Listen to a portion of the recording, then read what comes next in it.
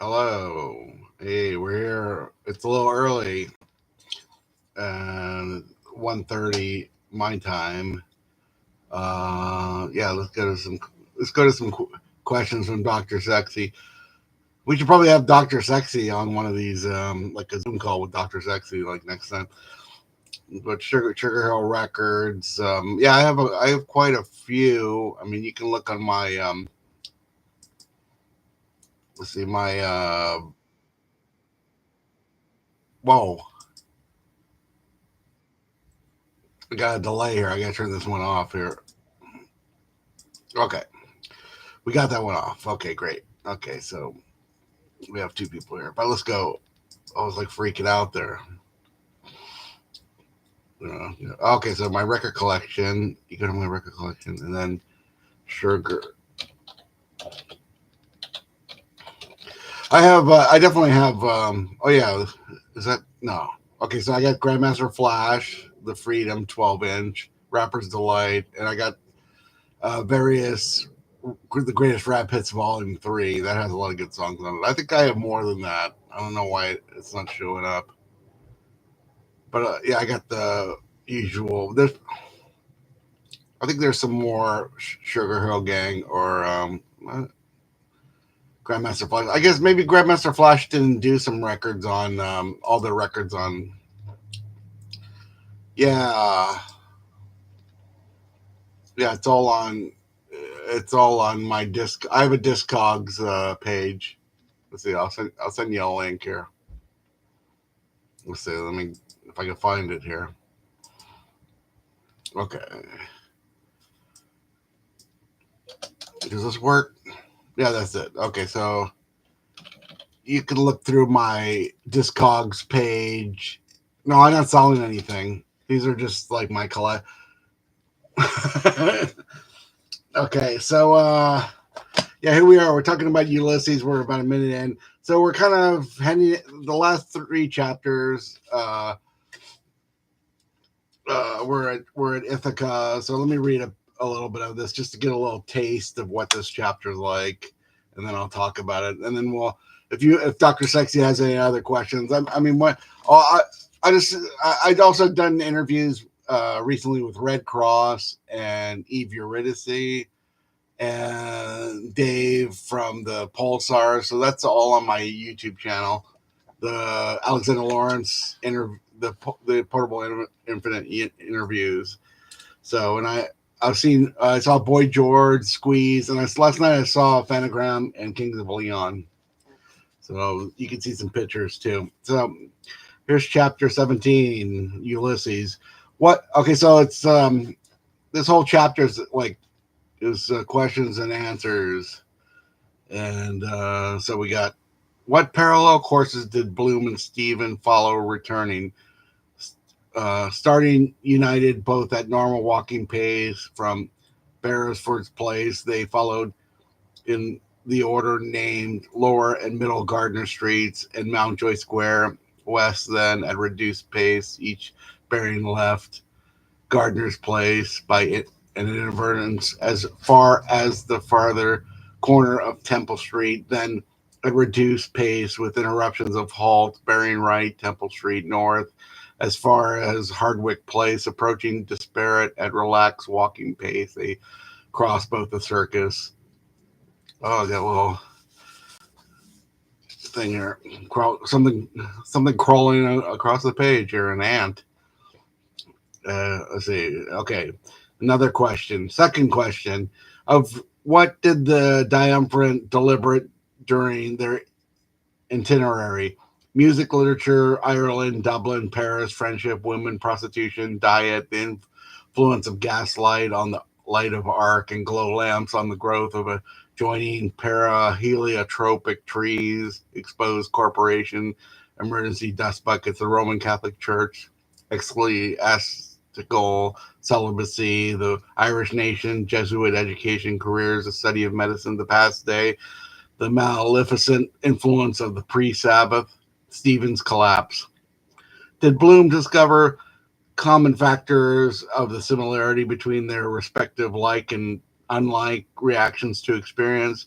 Both were sensitive to the the artistic impressions, musical and preference, and plastic and pictorial, both preferred a continental to an insular manner of life, a cis-Atlantic to a transatlantic place of residence, both indurated by early domestic training and an inherited tenacity of heterodox resistance, profess their disbelief in many orthodox religious, national, social, and ethical doctrines, both admitted the alternately stimulating and obtunding influence of heterosexual magnetism.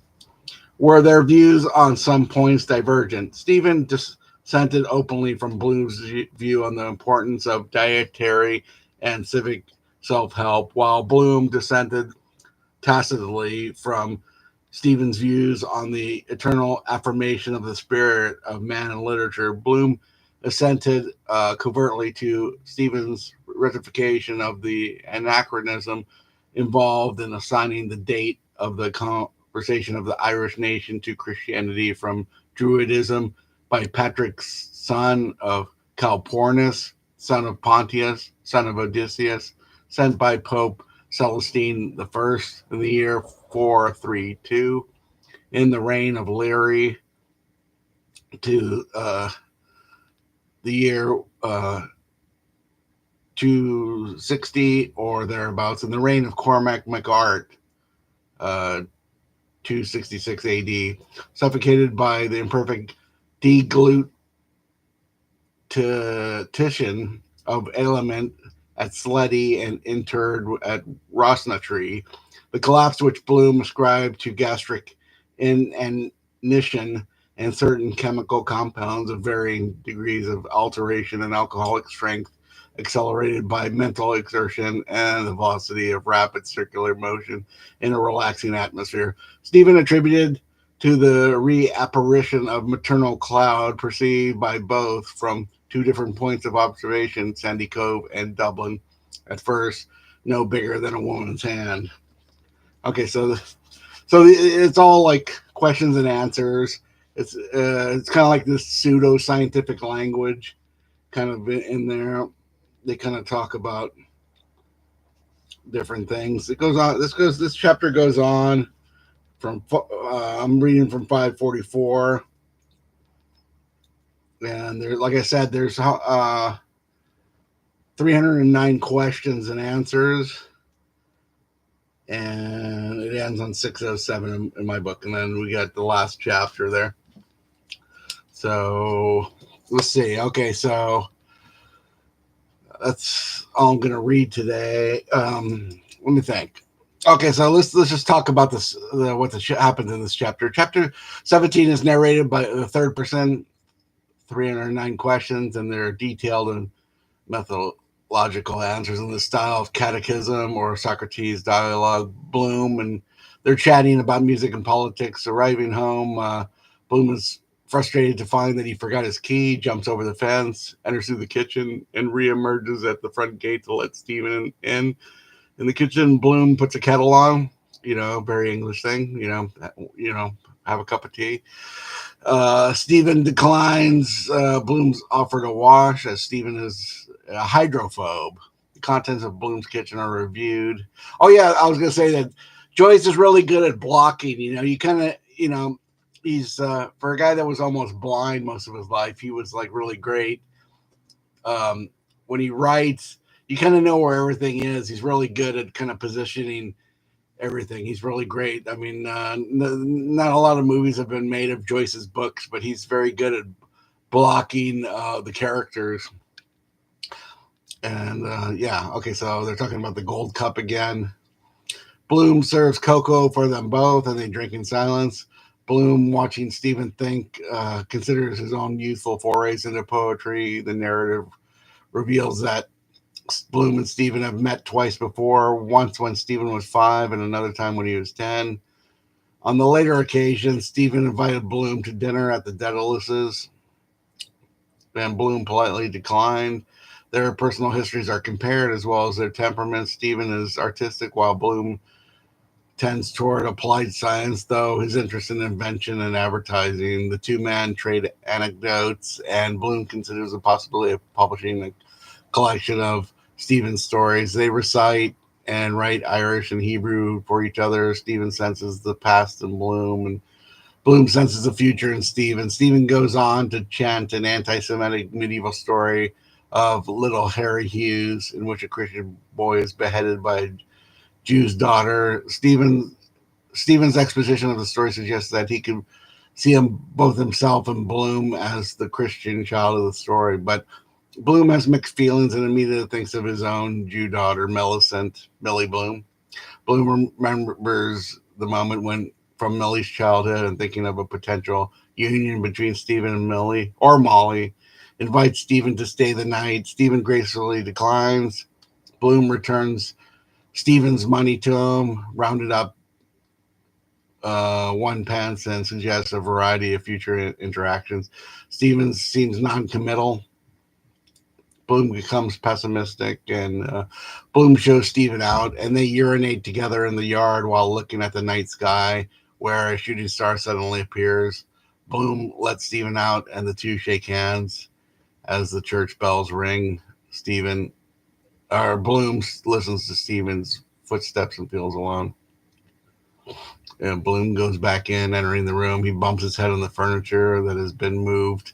He sits down and begins to disrobe the contents of the room and Bloom's budget for the day, omitting the money he paid to Bella Cohen or a catalog. Bloom's ambition to own a simple bungalow in the suburb is described. Bloom's reverie. He has a bit of a reverie. It ends, and he moves towards his bedroom, thinking of what he did and did not accomplish today. Entering the bedroom, Bloom notices more evidence of Boylan. Bloom's mind skims over the obscene catalog of Molly's 25 past suitors, of which Boylan is only the latest. Bloom reflects on Boylan, feeling first jealous, then resigned. Bloom kisses Molly's behind, which is near his face, as his wife is sleeping with his.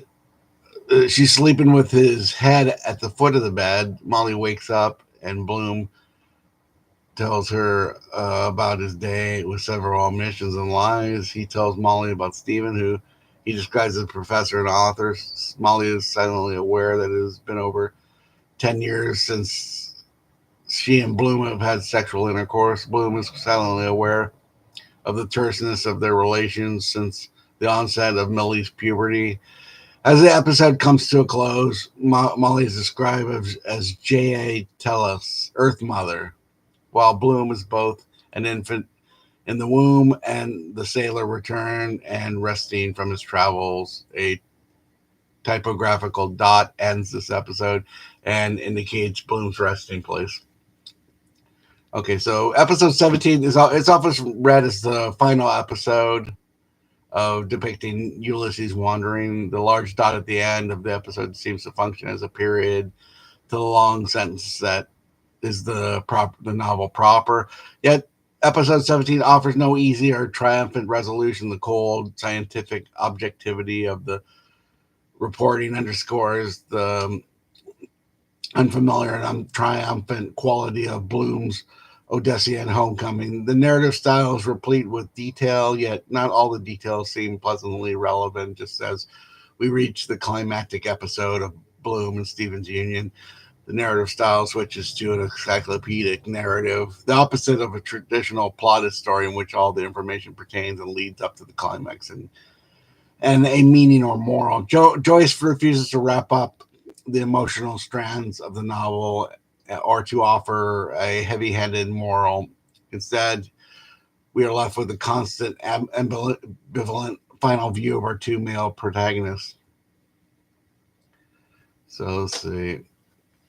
Stevens and Bloom's most successful close moments in episode 17 are their sharing of Irish and Hebrew languages. Bloom and Stephen both co-opt the languages that neither is fluent in and enacting the meeting of cultures. And it is at this moment that looking at and listening to each other recognize what is alien in the other. Stephen hears the past in Bloom, and Bloom sees the future in Stephen.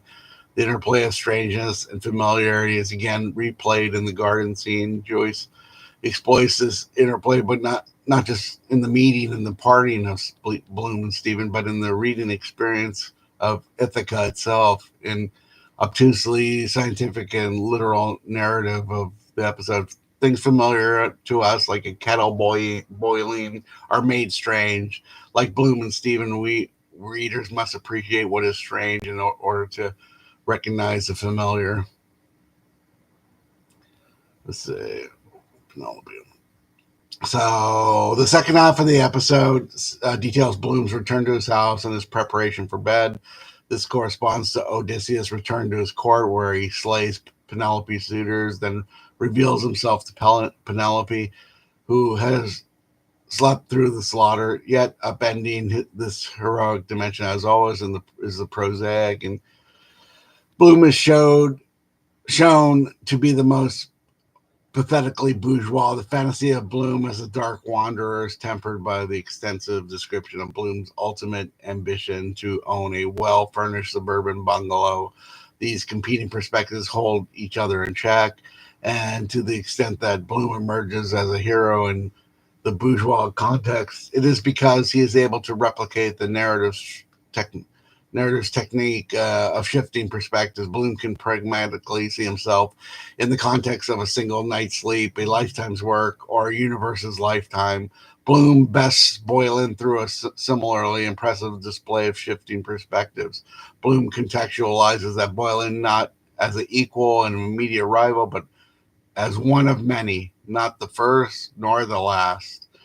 Ulysses dwells on the idea that shifting perspective forces one to question one's own moral judgment to the extent that Bloom duplicates this practice within himself. He emerges as the hero of the book. As you may imagine, though, there is another perspective on this, and it's Molly's perspective in the next episode that finally flushes out the biased visions of her that have held precedent so far. So, yeah. So, yeah, what was I going to say? The shifting expected. Yeah, I mean, things are true until they're untrue. And things that are going on now are not going to be very important in 10, 20, or 100 years. But Ulysses is still like a book we should be reading, even though it's like came out 100 years ago, 102 years ago, and it still speaks a truth. Not speaks a truth, not the truth. There'll come a time when we won't read books anymore. Sure, but so we're on. What was it? Page 606. So we're up to. So you should be up. So the next chapter starts on 608 in the Gabler edition. So that's that chapter. So it's a real so the whole question and answer thing. I mean, that you see that in the work of Gilbert Sorrentino, probably other writers. I mean, there's real kind of technical language in Beckett and some of the early Beckett.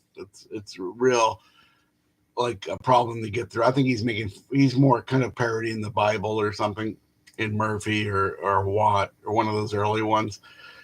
And so, Sorrentino and Mulligan Stew and some of his later books, he's using that chapter 17. I read somewhere that Joyce thought that chapter 17 was his favorite. It was like it was an ugly duckling or something. Therefore, it was a swan. Okay, so how we doing for time? Okay, so we have about 5 or so. Okay, so where are we gonna go? Okay, so we got the one chapter. We might have somebody else. We might have a special guest read Molly Bloom's soliloquy on Sunday when we come back for the last chapter. And looking forward to a bunch of other books. We'll probably do. I mean, Magic Mountain, I might do like 3 or 4 episodes, but most books I'm only going to do like 1 episode or one live reading. Okay, so let's go. So Dr. Sexy is back. So no more boy. Yeah, like yeah. What was that gig? I went to the forum, but I wonder. Let's see. Let's go back to this thing. I was just looking at this before. Oh boy. Okay, so who's gotta need to catch up? Okay, so we're going back to the forum. Okay, so oh yeah, yeah. So I saw Kings of Leon last night at the Forum, and Lamb of God and Mastodon, who I have seen before. I think I saw Mastodon one time with Queens of the Stone Age. Have you seen any of those bands?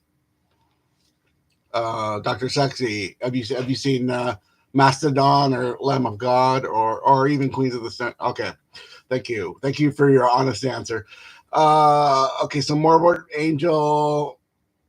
Oh, any more death metal? I mean, I like a lot of people. I read the Lords of Chaos book when it came out, and I was, I thought that was kind of interesting for a couple years at a distance, but I wasn't really, I don't know. I think that's kind of silly, but I mean, I've seen some of those bands. Sano, I've seen a couple times, and I don't know, I don't know, I don't know what you consider death metal. Oh, is that you like Lamb of God? I mean, uh, yeah. I mean, I don't have like if you look at my record collection, I don't have a ton of death metal stuff, but I might. I don't know. I mean, I don't really. It's way back. Okay, should I check out? Yeah, I'll have to check it out. Yeah, I mean, yeah. What was that one band? I can't even remember. I mean, when punk kind of like kind of like when punk died, in my opinion, '82, I started listening to different kinds of band. Like there was a ska movement. Motorhead and Iron Maiden were coming out, so I saw Motorhead real early on. But yeah, yeah, one that name, and they used to, a lot of the bands I saw Wasp and Motorhead and Iron Maiden, and they all used to play at the country club over in Reseda, Carcass. No, yeah, is that yeah. Yeah, I kind of yeah, I like the stuff that's before and stuff, but I have to check it out. I mean, yeah, I mean, my friend wrote a book about some of this stuff. I don't know, I'm kind of unfamiliar with it, but it seems like kind of more strictly male oriented. It's like is it like 90% like male? Do only why is only guys like death metal? That seems a little weird, right? Okay, so let's see let's see. Oh, Malcolm McLaren. Never met him, but I mean, you know, there's an interview with Malcolm McLaren by Steve Jones that's online. That's really good. I'll send you a link here because I've listened to this. This is probably my favorite interview, and when I do interviews, I wish they were as good as this one. Well, it's just that Malcolm McLaren's such an interesting storyteller. I think. Let's see, where is it? Oh, it should be right here. What happened? Oh, there it is. Okay, yeah. Mal- Malcolm McLaren on Jonesy's Jukebox is what it's called. So I'll put a link here. Malcolm McLaren's a little bit before my time, but I was a big when I was like 13 and 14, I was a big Sex Pistols fan. Yeah, that interview with Malcolm. I mean, he's a great storyteller. I don't think the Sex Pistols was kind of happening. He wasn't a mastermind of. I like all the records he did. Late after the Sex Pistols. He's an interesting cat. Like a lot of people like wanted to be Malcolm McLaren. Like he's a lot of British guys like they were. Like Alan McGee's like just uh, a Malcolm McLaren wannabe. Yeah, those records. I have some of those.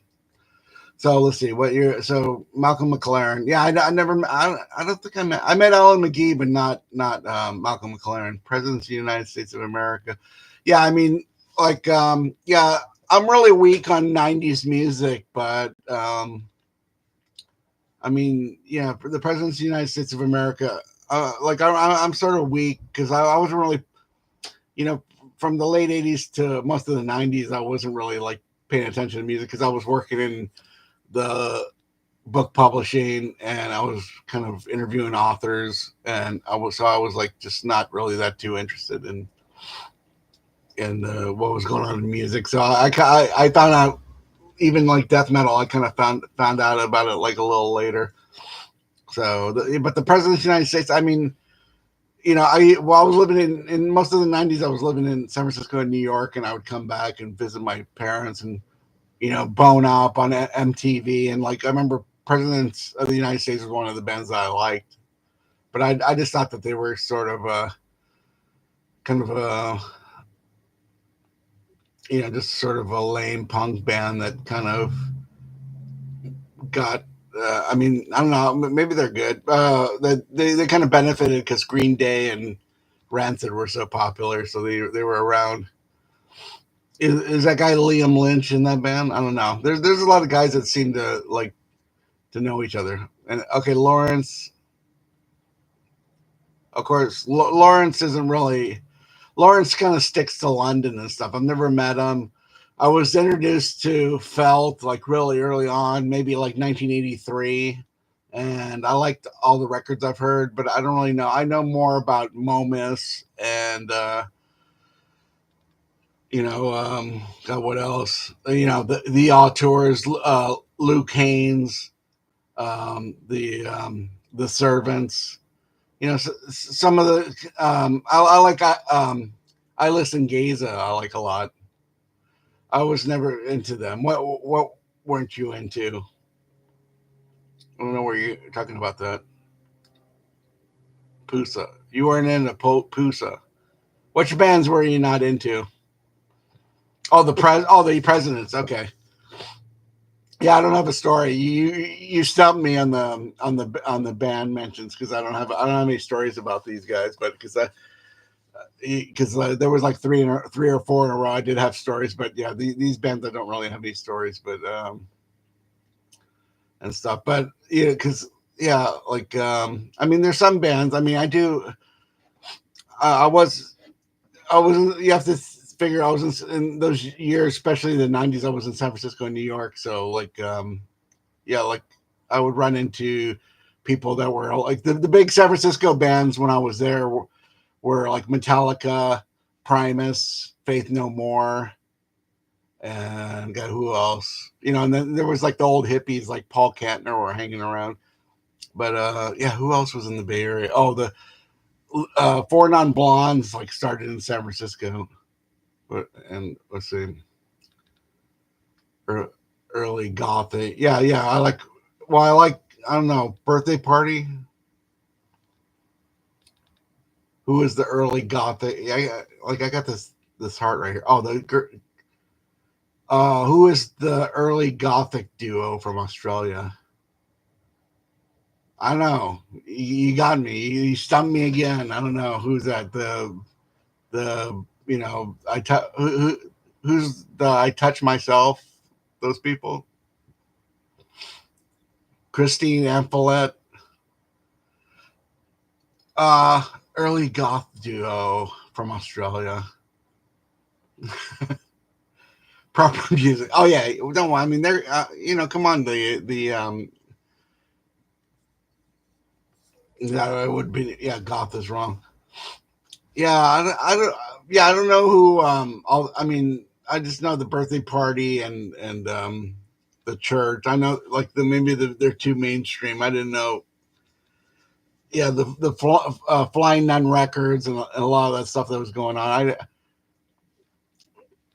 I mean, I didn't do a deep dive on Australian music, but occasionally I get some of those records. Yeah, yeah, that's what I was thinking too, like Cocteau Twins. But I don't know what, like if you. Yeah, I probably do know the duo, but I don't. I mean, I don't know which ones are from London and which ones are from Australia. Yeah. Let me know. I'm kind of curious about that. So okay, we're almost 30 minutes. Okay, so read. Just reminder, just read Ulysses. That was the 17th chapter. I wish I could read more, but it'd be like too boring for me to read. There's plenty of people reading the whole book, uh, but this is, and then there's that big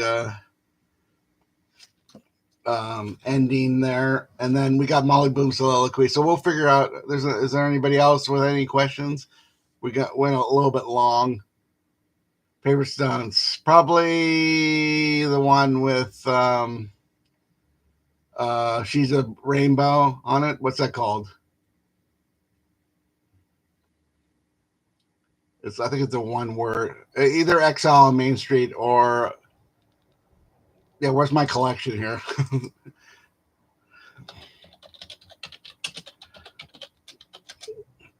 Let's see. Let's see what comes up here. Rolling Stones. Yeah, Aftermath. Yeah. Did you say that? Did you say Aftermath? Yeah, Aftermath and Exile on Main Street. Yeah, I think Aftermath. Let's see. Let me look. Yeah, painted has painted black. Oh wait a minute, it doesn't have She's a Rainbow. What's on? Okay, maybe I fucked up here. Okay, I do like Aftermath, but yeah, let's see what. Yeah, maybe you're right. Maybe it is Baker's Banquet. Let's see. Let It Bleed. What's like an overrated? No, I like Aftermath, but that's probably yeah. I also like that song. She's a Rainbow. What 20 miles from 20,000 miles from home. Which one? No, I don't like Steel Wheels. Come on. No, what's which one has Citadel and 20,000 miles from home? Like ding, ding, ding, ding, ding.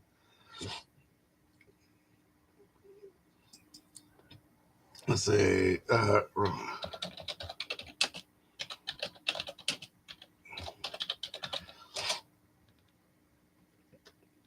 Let's see. Yeah, they're saying yeah, this one I like. Satanic Majesty. Oh, I have that one. I have that record. I have the one with the 3D cover. I have it over here.